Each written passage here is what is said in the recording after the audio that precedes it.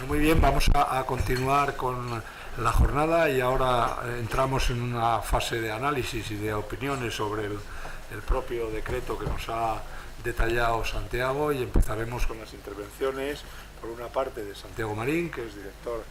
de desarrollo del sistema de red eléctrica, ¿no? Es ingeniero de minas, lleva muchos años en este asunto, y luego posteriormente con María Ángeles Rodríguez Paraja, que es la directora de los servicios jurídicos de la CNMC, abogada y que también licenciada en Derecho y que también tiene mucha experiencia en estos campos. Así que le damos la palabra a Santiago. Yo no sé, ¿te pones tú para aquí? Pues, lo único que pueda ver la gente. No sé. Un poquito de agua.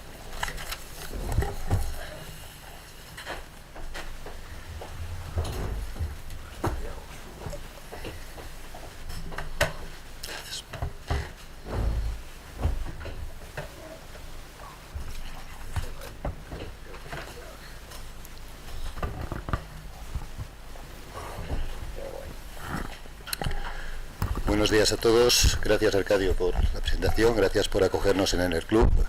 Y también gracias a UNESA por coparticipar en la organización de este evento. Y a todos ustedes por el interés que ponen de manifiesto estando hoy aquí. Esperemos satisfacer razonablemente ese interés con la presentación que voy a hacer a continuación.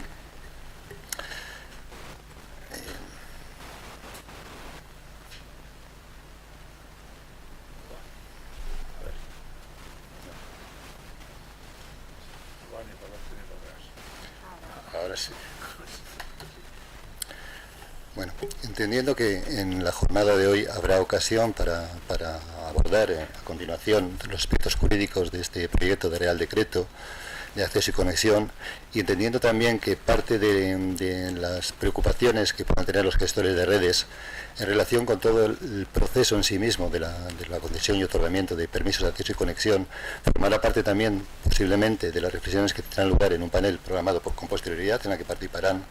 tanto representantes de los gestores de la red de distribución como de la red de transporte. Me voy a circunscribir a aspectos técnicos y también, como será fácil entender, esencialmente vinculados a la gestión de la red de transporte, que es al aspecto, al ámbito, a la dimensión de acceso y conexión a la que estoy directamente vinculado. Quisiera hacer una presentación con tres elementos principalmente. Quisiera describir lo que se ha conseguido, es decir, que indudablemente hay elementos y se han expuesto, los he expuesto en particular Santiago Gravantes en su presentación, que aconsejan o hace necesario el desarrollo de un nuevo marco normativo para regular el acceso y la conexión. No obstante, partimos de un marco que ya establecía el Real Decreto 1955/2000, el desarrollo de los procedimientos de operación de 2005, que entraban a regular de forma concreta aspectos técnicos relacionados con los principios generales establecidos en el Real Decreto 1955, y todas las gestiones realizadas por distribuidores han conducido a un proceso que, con todas las imperfecciones que tiene cualquier proceso, y con algunas también se han mencionado aquí en cuanto a expectativas en algunas ocasiones no satisfechas de los sujetos que se quieren conectar, creo que ha sido un proceso enormemente exitoso. Luego vamos a hacer un repaso sobre el pasado, en el cual vamos a apalancar o vamos a sentar cualquier evolución hacia el futuro, tal y como plantea este proyecto de Real Decreto, que es el objetivo principal de la discusión que ha tenido lugar y que tendrá lugar a lo largo de la jornada. Yo creo que hay que poner, el segundo punto que abordaré es, de una forma muy sinóptica, es la transición energética, entendiendo que, dado en el ámbito europeo y luego en el ámbito nacional, hay unas directrices claramente establecidas, una hoja de ruta hacia la descarbonización del sector eléctrico con un objetivo cifrado fechado en 2050, y con una serie de pasos intermedios que se van concretando en 2030. Y ese escenario es al que debe hacer frente, o el que debe posibilitar una parte del proceso de viabilidad de la consecución de esos escenarios, este proyecto de Real Decreto de Acceso y Conexión. Y luego voy a terminar por hacer algunas valoraciones sobre algunos puntos concretos de este proyecto de Real Decreto de Conexión, sin pretender, insisto, ni ser exhaustivo en mis valoraciones de aspectos técnicos, ni probablemente, porque no es el ámbito en el que me muevo de forma natural, entrar en unas valoraciones complementarias sobre aspectos técnicos que podrían hacer y que podrán hacer a lo largo de hoy los gestores de la red de distribución. y sin entrar, como decía, sobre aspectos de corte jurídico o de corte de la eficiencia de los procesos necesarios para el otorgamiento de los permisos de acceso y conexión. Muy bien,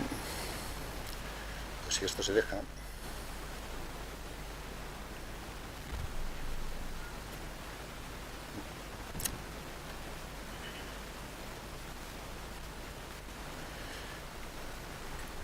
Simplemente hacer la animación para que dar una visión global de lo que ha permitido el marco normativo vigente en cuanto a acceso y conexión. Este marco, a lo largo que se ha desplegado a lo largo de 2 décadas, prácticamente, que se desplegará probablemente a lo largo de 2 décadas, ha permitido una transformación muy sustancial, fundamentalmente del mix de generación. Ha facilitado, como ya se ha mencionado, la incorporación de terceros a las redes y ha posibilitado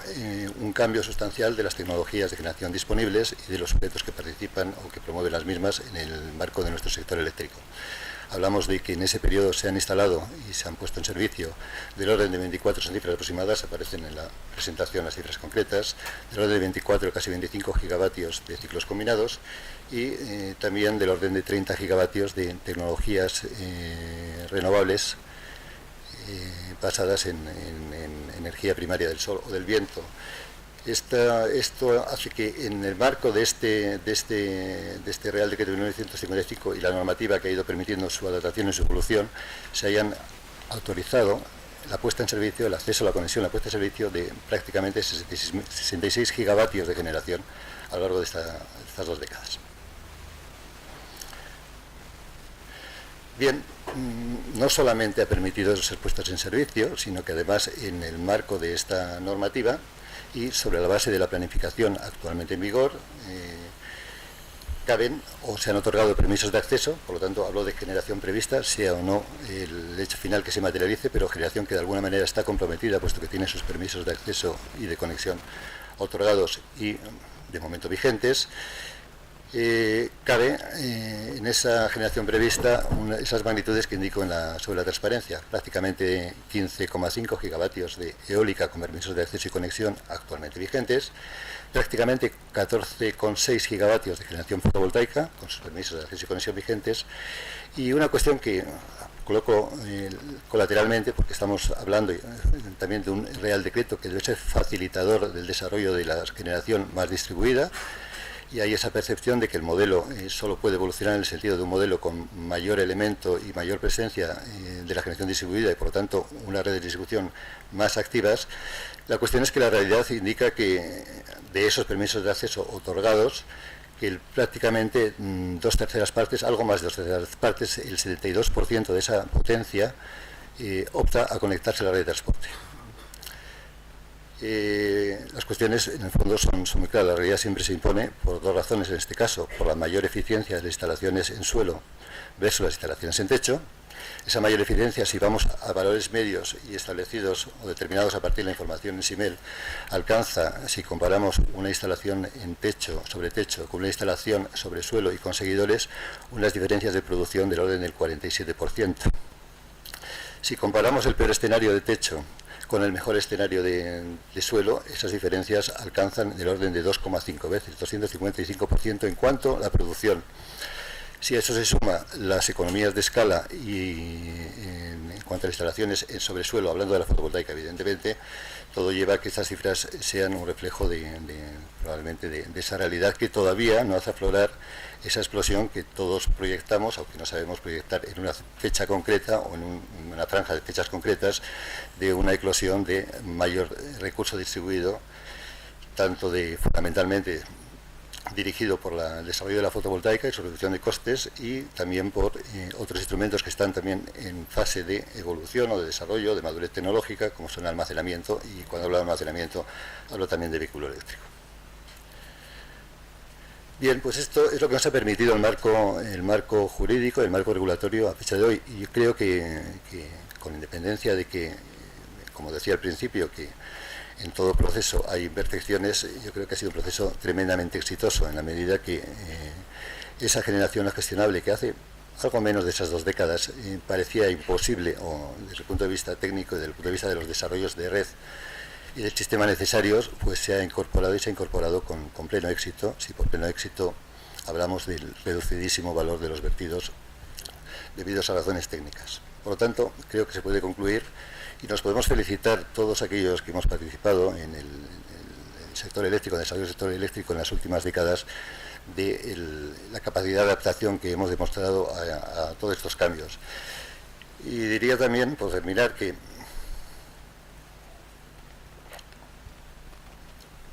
el marco del que hemos dispuesto es un marco,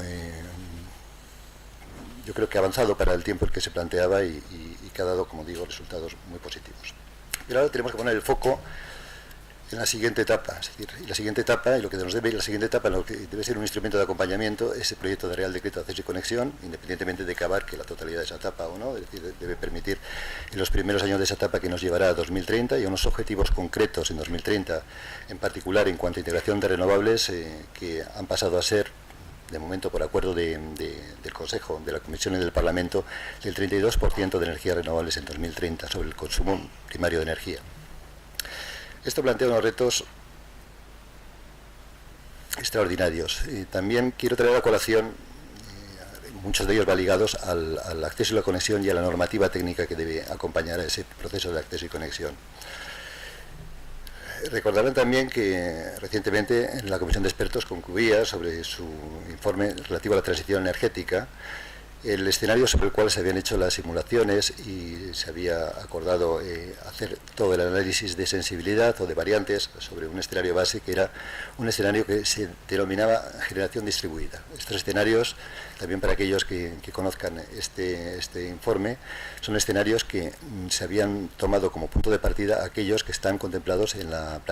planificación europea, en el denominado TYNDP, el del año 2016. En este escenario se contempla un cierto desarrollo de recursos distribuidos y en concreto se contempla un determinado número, 2,4 millones de vehículos eléctricos en 2030 y una determinada transformación del sector o de electrificación del sector de la climatización con la incorporación de 1,2 millones de bombas de calor en nuestros edificios. Se contemplaba también un cierto contingente de hasta 5 gigavatios de almacenamiento fundamentalmente distribuido. Bueno, ya me van apremiando, así que voy a acelerar. Bueno, de esos escenarios, con el objetivo del 32%, tenemos que ir a escenarios de renovables extremas, y por extremas ahí aparecen en la transparencia los rangos de entre 47 y 77 gigavatios de tecnologías eólica y fotovoltaica para poder conseguir esos objetivos. Conclusión que debe sacarse, aparte del debate sobre acceso y conexión, es que es necesario, no solo el esfuerzo no puede recaer únicamente en el sector eléctrico, es necesario una mayor electrificación del sector eléctrico para alcanzar ese objetivo. Esa transición energética y los procesos de acceso y conexión que van a dotar de viabilidad a esa instalación de enormes contingentes de generaciones, fundamentalmente de generación no gestionable en la próxima década, tiene una serie de preocupaciones desde el punto de vista de que ese escenario en 2030, en ese escenario 2030 esté garantizada la operabilidad, es decir, el correcto funcionamiento del sistema. No, como voy apretado de tiempo, solamente incidir en que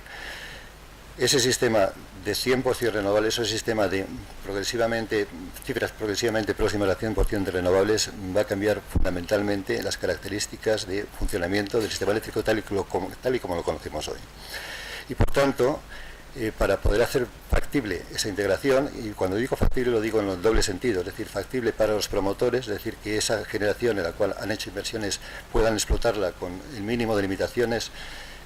posibles, es decir, de acuerdo a sus expectativas iniciales, y que el consumidor final no se vea perjudicado en el sentido de tener un suministro de peor calidad. Es necesario desarrollar una normativa técnica que acompañe como requisito y condición necesaria, aunque no suficiente, el otorgamiento de los permisos de acceso y conexión. Volveré sobre este punto. Bien, como decía, no había tiempo, además lo he consumido quizás administrándolo no muy bien, para entrar en todos los aspectos técnicos que recoge este proyecto de Real Decreto. Solamente me he fijado en 4, y he querido destacar para compartir con todos ustedes 4, unos que etiquetado como positivos, la evolución positiva del marco que tenemos, y otros como la necesidad de considerarlos, por puesto negativo, no es en sí la palabra negativa la más adecuada, sino la necesidad de incorporar clarificaciones o desarrollos a esta propuesta del Real Decreto. Se ha mencionado que el Real Decreto resuelve un problema claro, que es el de la caducidad de los permisos de acceso. Introduce unas ciertas mejoras que surgen de la propia experiencia en cuanto a la rigidez que actualmente marcaba el Real Decreto 1047 en cuanto a la imposibilidad de otorgar permisos de acceso y de conexión en posiciones no planificadas, ya sea no existentes o en instalaciones planificadas, concediendo la posibilidad de otorgar permisos de acceso y conexión en 2 posiciones adicionales a las consideradas insisto, en la planificación, y eventualmente recuperando las posiciones cuyos titulares dejan de tener los permisos de acceso y conexión en vigor porque cesan actividad o porque cesan esa actividad en ese periodo que 3 años máximo. Bien, esto es en sí positivo, indica y además necesario, es decir, la rigidez con la cual se plantean los mecanismos, la rigidez a la que están sometidos los mecanismos de adaptación a la planificación, hacen necesario este tipo de soluciones. No obstante, puede ser y puede ocurrir que no sea una solución satisfactoria o la única solución satisfactoria en algunas posiciones o en algunas zonas, y esto es debido a que hay un conjunto de nudos en la red de transporte cuya ampliación física no es posible, es decir, sin viable esa aplicación, y hay nudos en la red de transporte donde esa capacidad, que hasta ahora está siendo, al efecto de limitar el derecho de acceso, la potencia de cortocircuito, está también saturada. Por lo tanto, si bien esta medida de flexibilidad es bienvenida y creo que es muy positiva, puede que no aporte soluciones para todas las expectativas que pueden haber de los distintos promotores en algunos nudos concretos o en algunas zonas geográficas concretas. Quiero decir con eso también que será necesario incorporar aquellas solicitudes de acceso y de conexión que no puedan considerarse ni siquiera con esta flexibilidad adicional de cara a poder considerar la eventual materialización de las mismas en las propuestas de desarrollo de la red de transporte. Bien, también se ha mencionado la figura del interlocutor único de posición y con una figura instrumental para conseguir una conciliación entre el bien colectivo, que es la capacidad de acceso y de conexión disponible en los de la red de transporte, y los intereses concretos de los promotores. Si bien la regulación de esta figura era muy necesitada, no ha funcionado en algunos aspectos. Para mí, sorprendentemente, el interlocutor único de nudo, sin prácticamente ninguna regulación, tal y como se contemplaba en el Real Decreto 413, en algunos casos ha conseguido, yo diría que cosas milagrosas, es decir, ha conseguido ajustar la capacidad a la capacidad del nudo de una forma, no sé si con mayores o menos dificultades en el entendimiento entero entre los promotores, pero en cualquier caso con un resultado sorprendente. Pero en cualquier caso, ese interlocutor único de nudo, creo que se requieren algunas precisiones adicionales para evitar posibles ambigüedades y dificultades. Entre otras, en particular, el orden de prelación de las solicitudes que tramita el interlocutor único de nudo debe quedar perfectamente establecido para poder establecer un orden de prelación a nivel de nudo que incorpora otros interlocutores únicos de posición, y además los distribuidores que remiten sus correspondientes solicitudes de aceptabilidad. Luego, ese criterio de prelación que va a conducir a asignar la capacidad de acceso y reservar la capacidad de acceso a través del otorgamiento de permiso de acceso y conexión debe quedar claramente establecido en esa figura. También esta figura creemos que debe jugar un papel, igual que en los permisos de acceso y conexión, en la propia proceso de autorización de la puesta en servicio de las instalaciones, cosa que no aparece actualmente recogida. Bien, sobre aspectos en los que entiendo que hay una posibilidad de clarificación y creo que una necesaria clarificación, hay 2 aspectos que he querido recoger o destacar de manera singular. Por un lado, los criterios de capacidad de conexión. Hasta ahora, la capacidad de acceso era un concepto que venía en algunos casos limitada por parámetros técnicos como la potencia de cortocircuito. era esa capacidad en la que se reconocía las instalaciones, en algunos casos con la matización de que esas instalaciones podía aprovecharse a una sobreinstalación derivada del hecho de la no simultaneidad de las producciones de las tecnologías, entre el caso de la eólica y la fotovoltaica, en el cual se iba más allá de esa capacidad de potencia de cortocircuito, en el caso de que la combinación de las potencias solicitadas de una y otra tecnología, en virtud de esa complementariedad, lo permitiesen. Pero el otorgamiento de permisos de conexión no estaba ligado a un concepto de capacidad de conexión, estaba ligado al cumplimiento de una serie de requisitos técnicos y, en concreto, estaba supeditado a la viabilidad de la ejecución de las propias infraestructuras de conexión y, asimismo, estaba ligado a aspectos ligados a la configuración de las instalaciones, de las subestaciones en concreto,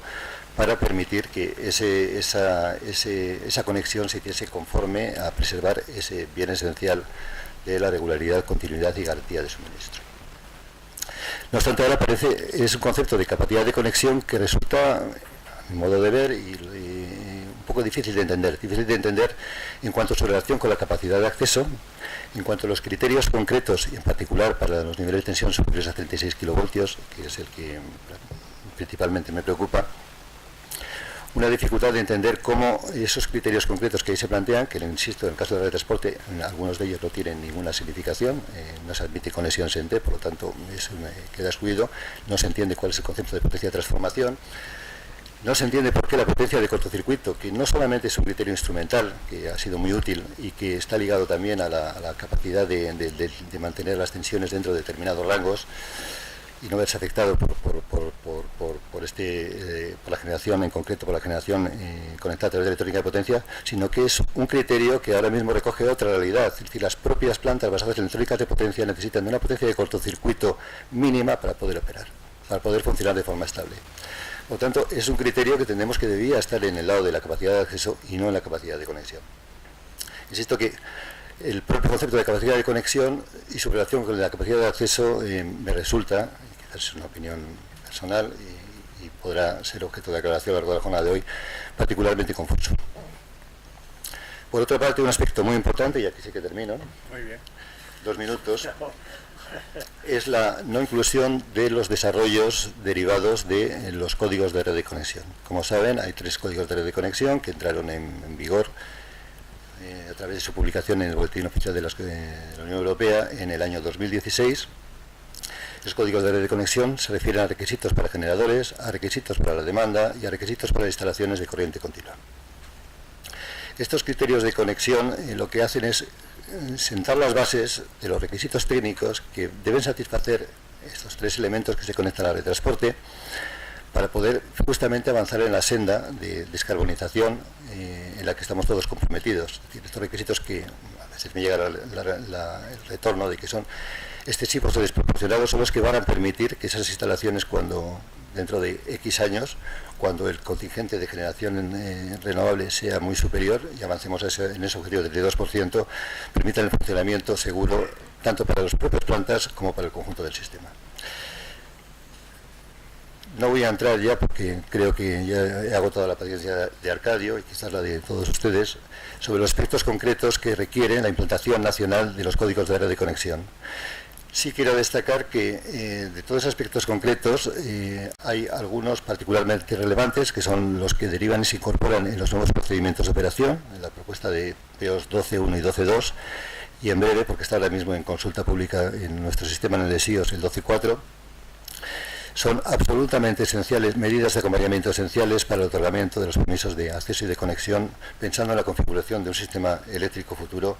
con un objetivo de descarbonización total a 2050 y descarbonización muy elevada en el año 2030. Todos estos aspectos concretos que deben incorporarse en la reglamentación nacional, la regulación nacional, derivados de los reglamentos, no abarcan únicamente sus procedimientos técnicos, abarcan otros aspectos, la definición de los umbrales, los criterios de concesión de excepciones, las notificaciones operacionales vinculadas a los procesos de puesta en marcha, así como otros aspectos concretos que deben tener su reflejo o deben afectar a una regulación, en nuestro modo de ver, en nuestra opinión, que excede la de un procedimiento de operación, y por tanto este Real Decreto podría ser una magnífica oportunidad de dejar cerrada la incorporación de esos códigos de red de conexión en nuestro marco normativo. Muchas gracias.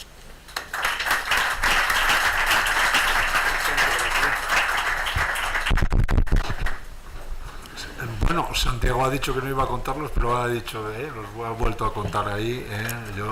Vamos a darle la palabra ahora a María Ángeles Rodríguez Paraja. Te pongo aquí, María Ángeles. Vale. A ver si puedes darnos la versión jurídica en 15 minutos, que es un poco complicado, pero bueno. Bueno, haremos lo que podamos. Intentaremos. Bueno, lo primero, muchas gracias por invitarme. Pues es un placer para mí estar aquí con todos vosotros, ¿no? Yo me voy a centrar en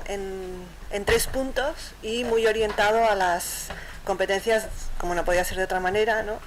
de la comisión, ¿no? En primer lugar, me voy a referir a las funciones de la comisión en materia de acceso y conexión. En segundo lugar, al artículo 33 de la ley, que es el que hoy nos trae aquí y cuyo desarrollo reglamentario estamos comentando. Y en último lugar, a la jurisprudencia, que yo creo que es de interés y que puede guiar toda la aplicación de este futuro marco de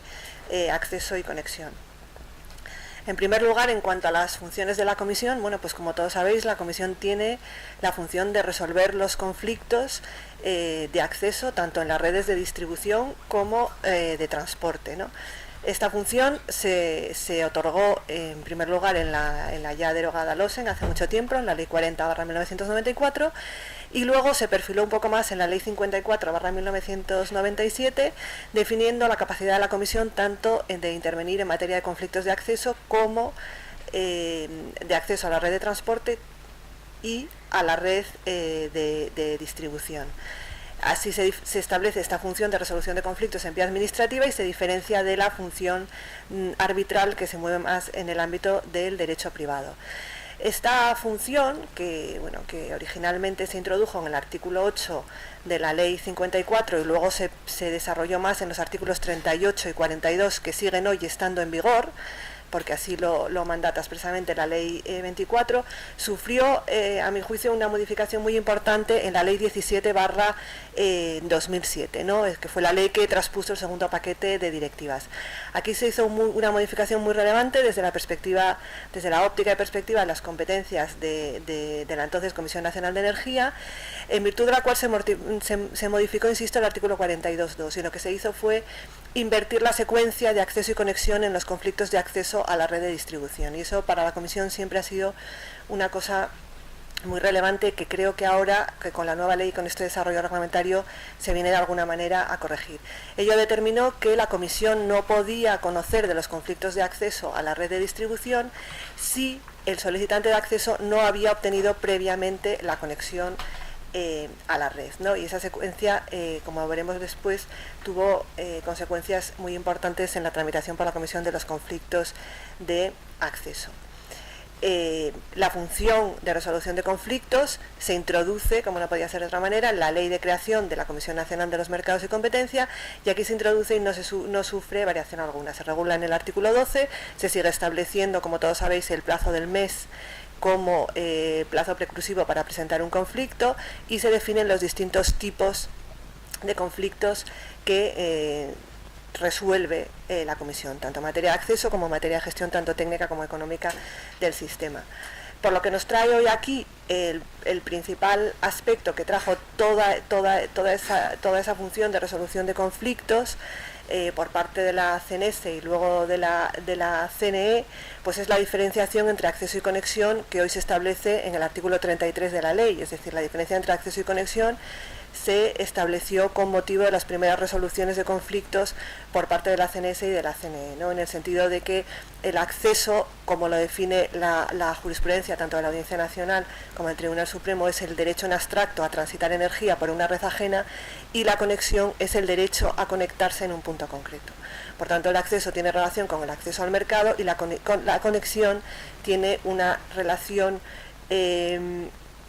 íntima con el ejercicio de la potestad autorizatoria por parte de las comunidades autónomas en la mayoría de los casos. Pues bien, esta diferenciación que se trae aquí es la diferenciación que aparece en el artículo 33 y que se plasma también en el proyecto de desarrollo reglamentario, con la definición de lo que es el derecho de acceso y el derecho a la conexión, y luego subsiguientemente lo que es el permiso de acceso y el permiso de conexión. Por tanto, de toda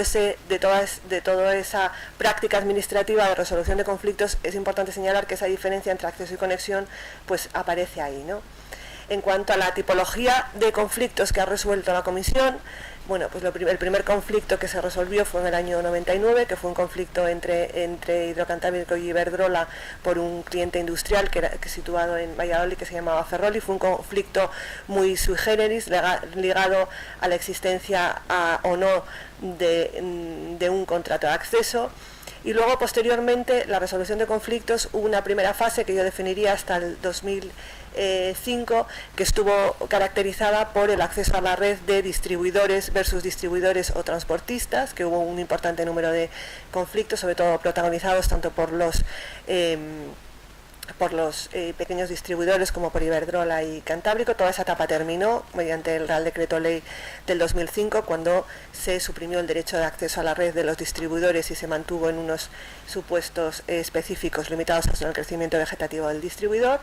Y luego ya unas etapas diferenciadas en todo lo que supone el acceso de las energías renovables a la red, ¿no? Y una primera etapa que puede ser podemos definir como de 2007 y 2008, que fue con el acceso de toda la generación fotovoltaica, fundamentalmente a la red de distribución, y una segunda etapa, y con la tipología de conflictos que estamos ahora analizando en la comisión, que es el acceso a la red de distribución con influencia en la red de transporte, que es el tipo de conflicto que estamos analizando. Lo que sí observamos en esta tabla, bueno, pues es un descenso importante del número de conflictos. Vemos en el 2007 y en el 2008 cómo nos acercamos a la centena de conflictos, y todo eso, bueno, pues va disminuyendo. Eso puede ser por muchas causas, evidentemente. Hay que hacer un análisis muy concienzudo y muy serio de todo lo que puede pasar, pero bueno, una de las causas que sí consideramos, sobre todo en lo que respecta a la red de distribución, es el hecho de la secuencia de inversión de la conexión y el acceso, que eso de alguna manera ha privado a la comisión de resolver muchos conflictos. Otra competencia de la comisión que no siempre se recuerda es la que viene atribuida en el tercer paquete, tanto en el artículo 37 de la Directiva Eléctrica como en la Directiva de Gas. Y ahí el apartado 6 y su letra A dice que establece las competencias de las autoridades reguladoras nacionales a dictar metodologías sobre condiciones de acceso y conexión. Y dice que esas metodologías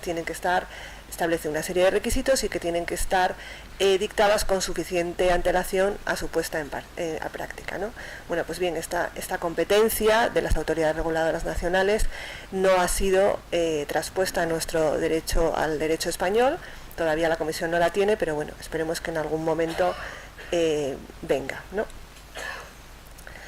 Centrándome ya en lo que es el artículo 33 de la Ley 24, bueno, pues como decíamos, la ley define los conceptos del acceso y la conexión en los términos de la jurisprudencia a la que me refería antes, y a la necesidad de disponer de un permiso de acceso y un permiso de conexión. Como también decía antes, aquí la ley supera esa inversión de secuencia de conexión y acceso, y no define una determinada precedencia temporal entre el otorgamiento de los permisos de acceso y conexión. Como luego veremos, el borrador de decreto hace una tramitación simultánea de ambos permisos. Por lo tanto, esta premisa se materializa también en el borrador de desarrollo reglamentario. Y un aspecto a nuestro juicio muy importante, que ya ha sido comentado anteriormente por el representante del Ministerio, es que la ley aquí yo creo que tiene una virtualidad, y es que intenta introducir, pues de alguna manera, que toda esta aplicación práctica de estos principios se produzca de una forma homogénea. Es decir, como todos sabemos, los conflictos de acceso tanto a redes de distribución como a redes de transporte son competencia de la CNMC. Los conflictos de conexión a instalaciones competencia de la AGE son de la CNMC, pero los conflictos de conexión en materia de instalaciones competencia de las comunidades autónomas los resuelven las comunidades autónomas. Pues bien, en este ámbito, y como antes ha sido comentado, se introduce un informe vinculante de la Comisión Nacional de los Mercados y Competencia. Informe que todavía no se está produciendo, puesto que, como todos sabemos, el artículo 33 no entrará en vigor hasta en tanto no se produzca la entrada en vigor de su desarrollo reglamentario. Y ese informe vinculante, que a mi juicio pues es relevante, pues tendrá que versar sobre las condiciones económicas y las condiciones temporales relativas a los calendarios de ejecución de las instalaciones de los titulares de redes en la planificación de la red de transporte, y en los planes de inversión de las distribuidoras. Por lo tanto, ese informe vinculante de la CNMC va a tener mucha relevancia. En cuanto al régimen transitorio, bueno, pues como todos sabemos, en virtud de la transitoria séptima y 11ª de la ley, el artículo 33 hoy por hoy no tiene efectos prácticos y se siguen aplicando los artículos 38 y 42 en su mayor parte y el Real Decreto 1955. En cuanto al desarrollo reglamentario, a mí me gustaría destacar 3 aspectos.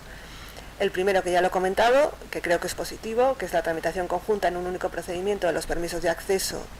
y conexión. Se supera, por tanto, la inversión de la secuencia en redes de distribución a la que antes me hacía referencia y que se introdujo en el año 2007. Se establece un procedimiento general y un procedimiento abreviado, que ya han sido comentados anteriormente, y luego se establecen unos criterios para la evaluación de la capacidad de acceso y de conexión. Y aquí coincido con el anterior ponente en el que bueno, pues esa evaluación de la capacidad de conexión, en cierta manera, pues resulta algo novedosa y habrá que analizar con cuidado, ¿no? Y ya en último término, bueno, pues sí que me gustaría referirme a la jurisprudencia que podemos considerar de interés, ¿no?, a la hora de aplicar toda esta normativa, que yo creo que sigue hoy por hoy vigente. Las líneas jurisprudenciales en materia de acceso y conexión, bueno, pues yo las he sintetizado aquí en 5, seguro que hay muchas más, pero bueno, yo he intentado resumir y sintetizar lo más relevante. La primera es toda la línea jurisprudencial en relación a la distribución competencial, que yo entiendo que eso ya está hoy superado, pero que en su día sí que fue objeto de mucha controversia y de determinados requerimientos de inhibición por parte de comunidades autónomas ante las resoluciones dictadas por la Comisión Nacional de Energía. Luego, un principio general, que creo que es muy importante, que es la interpretación restrictiva de las causas de denegación de acceso que ha hecho tanto la Audiencia Nacional como el Tribunal Supremo, es decir, una interpretación restrictiva de lo que se entiende por falta de capacidad de la red y que tiene que estar ligada a la ausencia de seguridad, regularidad y calidad del suministro, toda una línea jurisprudencial muy clara. Un tercer punto que se refiere a la ejecutividad de las resoluciones del regulador. Nosotros en la Comisión somos conscientes de que nuestras resoluciones tienen importantes limitaciones, ¿no?, a la hora de ejecución y que prácticamente, y así lo ha señalado también la jurisprudencia, ante el incumplimiento de una resolución de la Comisión en materia de acceso, bueno, pues el único instrumento que tenemos es el procedimiento sancionador y ahora tras la entrada en vigor de la Ley 3/2013 la imposición de multas coercitivas, que ya se prevé expresamente en nuestra ley. Una cuarta línea, que es la naturaleza del plazo del mes al que me refería anteriormente, es decir, todos los agentes tienen un plazo preclusivo de un mes para presentar un conflicto, y ese plazo de alguna manera ha sido interpretado por la jurisprudencia de forma flexible y aplicando en cierta manera el principio pro actione. Y luego, en último lugar, sí que me gustaría referirme a una sentencia del Tribunal Supremo que, bueno, pues en algunos ámbitos ha pasado desapercibida, que es, bueno, bastante reciente, del 13 de mayo del 2015, que es una sentencia en la que se casa una sentencia previa de la Audiencia Nacional, que había estimado un recurso de red eléctrica contra una resolución de la CNE, en la que el Tribunal Supremo viene a establecer de forma detallada cuáles son los criterios que debe contener el estudio que haga el gestor de la red de transporte cuando proceda a una denegación de acceso, ¿no? Y los criterios que contiene esa sentencia en cuanto al carácter detallado y específico, no genérico, vinculado a cuestiones técnicas y no a cuestiones regulatorias, yo creo que serán de interés para la aplicación de todo este nuevo marco. Muchas gracias.